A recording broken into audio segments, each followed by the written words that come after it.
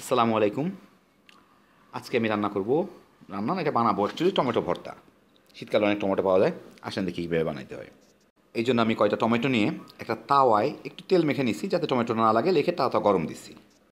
আমি তার মধ্যে কয়টা টমেটো দিব, মাঝখানে দিই মোটা তো। আমি টমেটোর এই দিকটা নিচের দিকে দিচ্ছি, এইটা যাতে বেশি পুড়ে। এই যে আপনার পোটার দিকটা দিচ্ছেন, এটা সাধারণত সিদ্ধ মানে নরম হইতে চায় না। কাঁচা পাকাটা মিলাই আছে।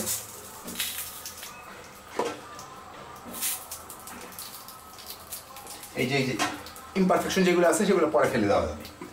আচ্ছা, এখন দিয়ে দেখি একটু খালি জায়গা আছে, আর একটাও দিয়ে দিই। এটা দিয়ে আমি এখন কিছু দিয়ে একটা ঢেকে দিব। আপনাদের সাইজ মতো ঢাকনা থাকলে ভালো। এটা হালকা আছে হোক। প্রায় আধা ঘন্টা পরে খুলে দেখেন ফেটে গেছে। এইগুলা পানি ছেড়ে দিচ্ছে, এই জিনিস থেকে পানি, এগুলো উল্টায় দেব। যে দিক ছিল তার উল্টাটা হয়ে যাবে।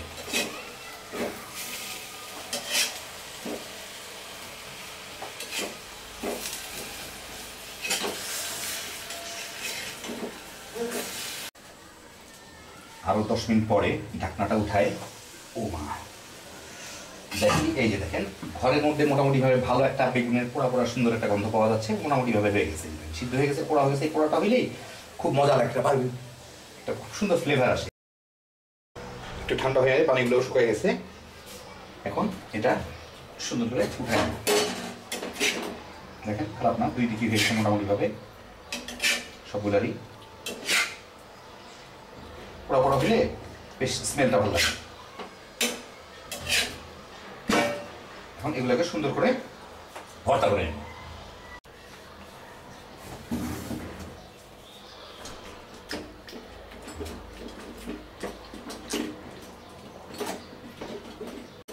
লোহারটার উপরই করতেছি, কারণ হচ্ছে এই যে দেখতেছেন, এই গিটগুলা এইগুলা একটু শক্ত হয়ে থাকে। যতই উপরে পুরো ভিতরে একটু শক্ত থাকে। লোহার উপরে করলে একটু জলদি হয়, ইয়ের উপরে করলে প্লেটের উপরে করতে গেলে ছিটে যায় চতুর্দিকে। খুব পিছলা।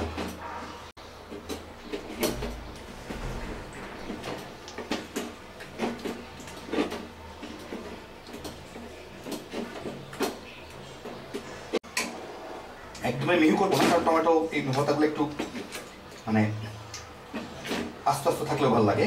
কিছু কিছুটা কতটুকুই করবো।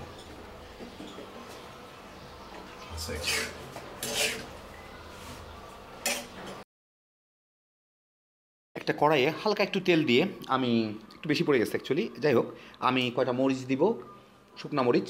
এগুলাকে টালতে হবে। টালা মানে একটু হালকা ভাজা করতে হবে, যাতে একটু আধা পোড়া পোড়া হয়, যাতে ওইটা ভাঙতে সুবিধা হয়, মরিচের স্মেলটা ভালো হবে। পোড়া পোড়া বাদামি বাদামি হয়ে গেলেই জানেন যে আপনার ভালো মতো জানেন কীভাবে টেলে দিতে হয়।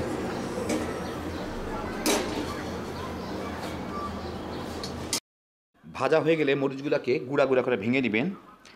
আমি মরিচের ঝাল থেকে বাঁচার জন্য যে যা করি, সাধারণত একটা প্লাস্টিকের ব্যাগ ব্যবহার করি। দেখেন প্লাস্টিকের ব্যাগের মধ্যে করে আমি মরিচগুলোকে গুঁড়া করে নিলাম।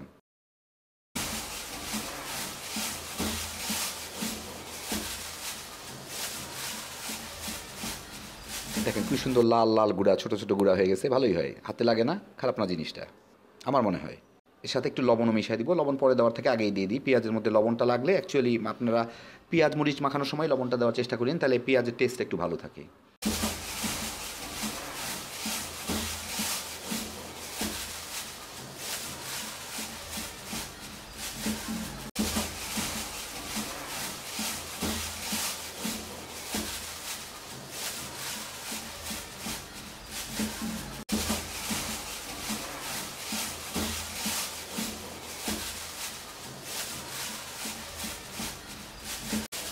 পেঁয়াজ মরিচগুলো মোটামুটিভাবে মিশে গেছে।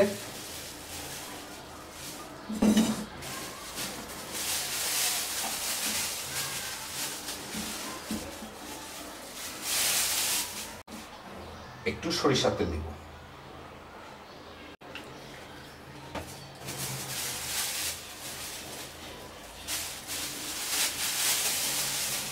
আবার একটু ভালো মতো মিশায়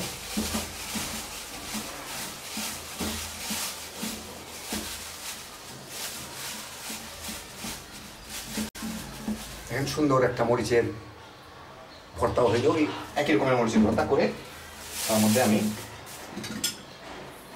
টমেটোগুলোকে দিব।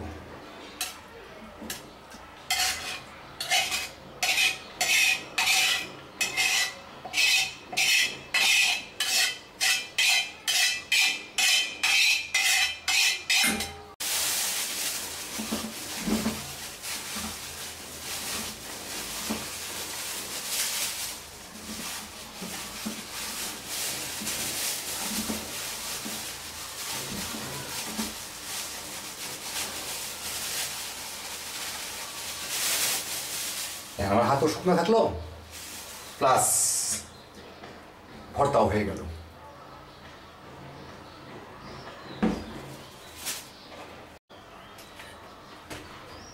এখন একটা বাটি নিয়ে পেঁয়াজের ভর্তাটুকু ঢেলে দেবো।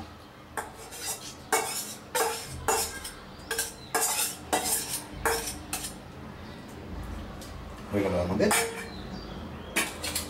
টমেটো ভর্তা।